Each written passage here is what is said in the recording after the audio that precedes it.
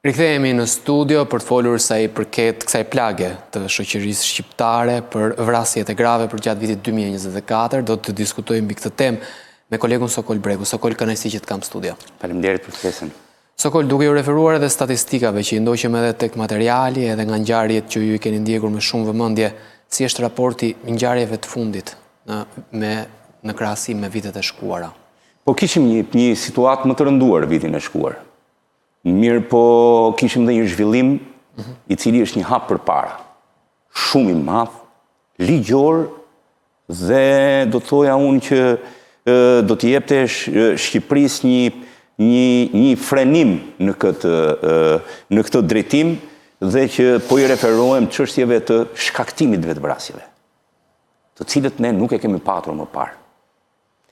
Në Shqipëri, përveç atyre që vriten dhe që ne i dimë, ka shkaktime vetvrasjeve të grave, pikërisht duke i krijuar atyre shantazhe dhe forma të tjera të dhunës për të përfunduar në vetvrasje.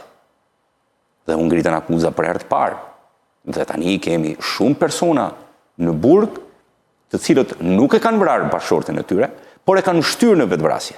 2024 këtë ka si përveç shtimit që vjen, ka vite që ullet numri i vrasjeve të grave në Shqipëri, ka vite që ngrihet, por aty rri në shifrën 15, 20, shkon ndonjëherë dhe më tepër, por ky është zhvillimi më interesant.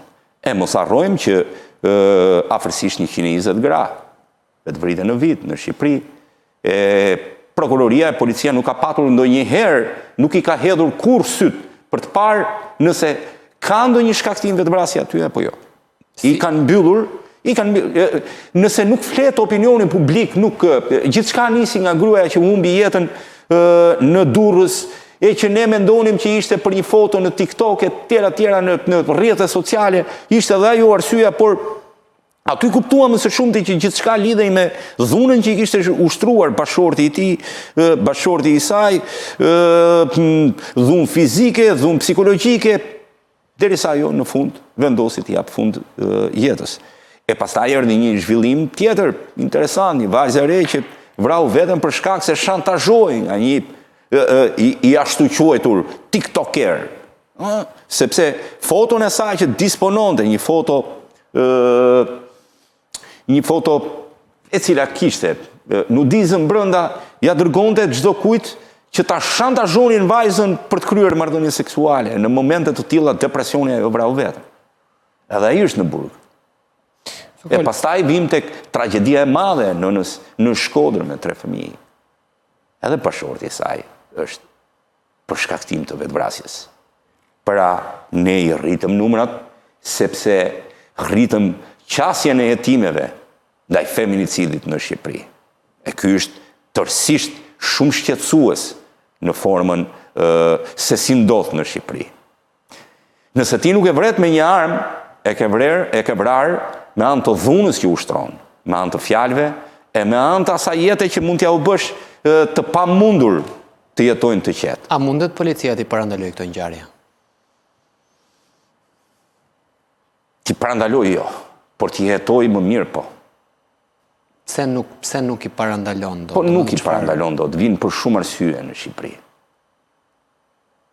Qeveria mund t'i parandaloj.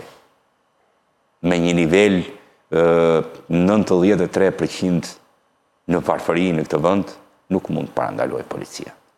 T'i japim Cezarit atë që i takon Cezarit.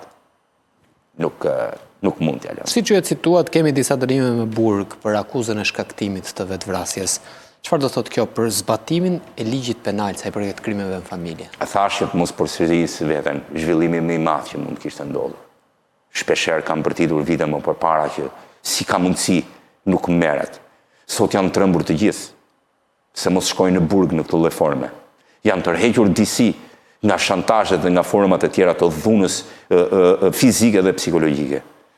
Shiko, duhet kuptojmë një gjë. Ta vrasësh dhe ta detyrosh të vrasi veten, janë ndryshime shumë të mëdha. Nëse e vret, ajo vdekje është një vdekje që ti nuk e sheh. Sepse ti e humb jetën qoftë me një armë zjarje, unë në pak sekonda dhe nuk kupton asgjë. Por edhe me një mjet prerës, si që mund tjetë thika, zgjat agonia diçka më tepër, por prap është në kufirin e pak sekondave. Ti shkaktosh vetvrasjen dikujt, do të thotë që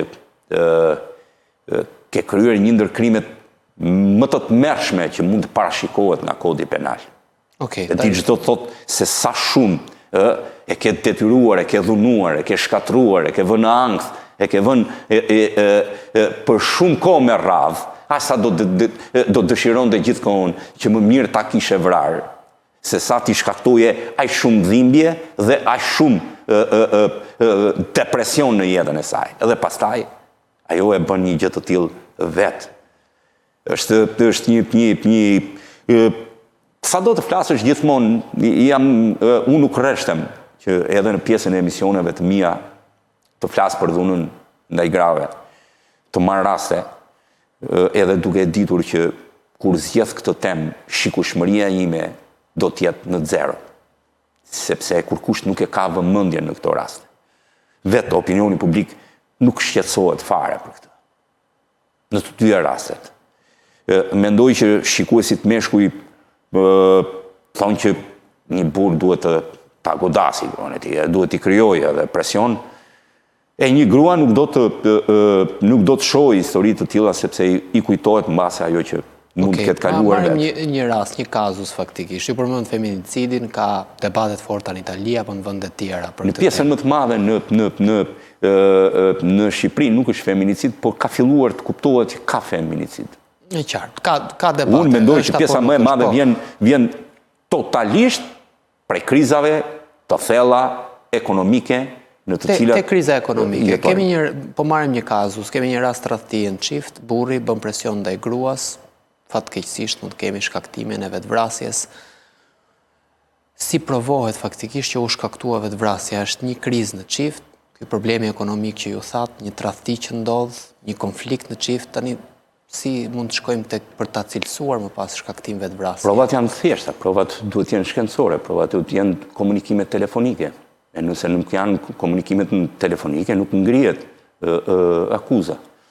Ato janë baza, me ato janë dënuar pjesa më e madhe. Në të gjitha rastet, rasti Durrësit u ka rastësisht. Mirë që e kishte dënuar, po e mbante edhe në videon duke rrahur, e mbante në telefon. Që thuash? Në rastin e dytë, ishte komunikimi telefonik që shpërndante foton e vajzës së ndjerë kujdo. E kuptoj. Po nëse një burr vret veten sepse e ka tradhtuar gruaja, jemi në kushte të akuzës në fjalë? Nuk e di si ndodh në Bashkimin Evropian, në Shqipëri ndodh.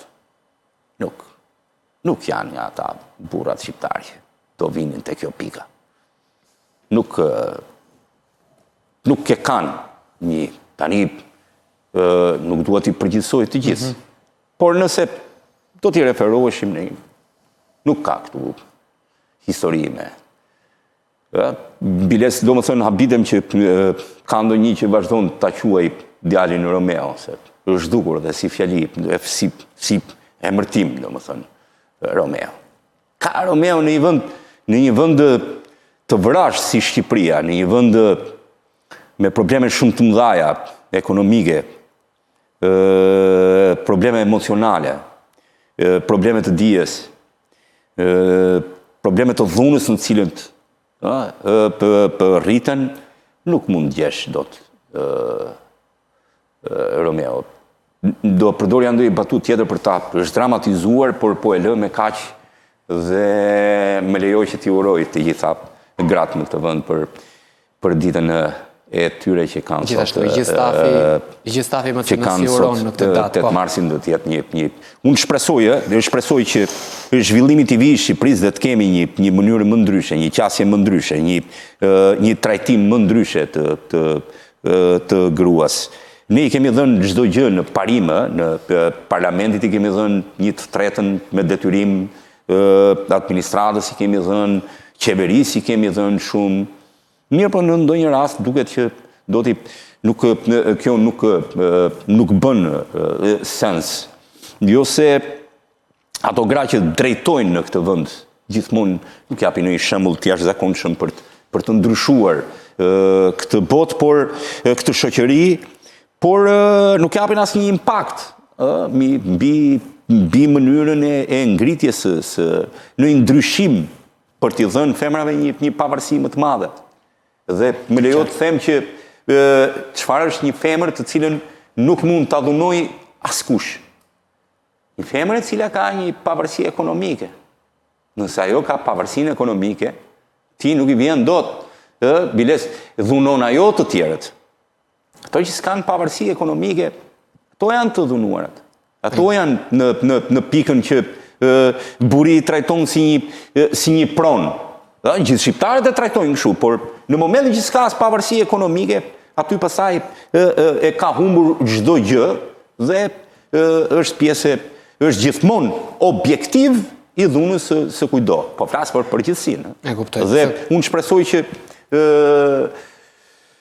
kushdo të mendoj, kushdo nga gratë në këtë vend të mendoj si parim që të mos dhunohet kur pavarësinë e saj ekonomike.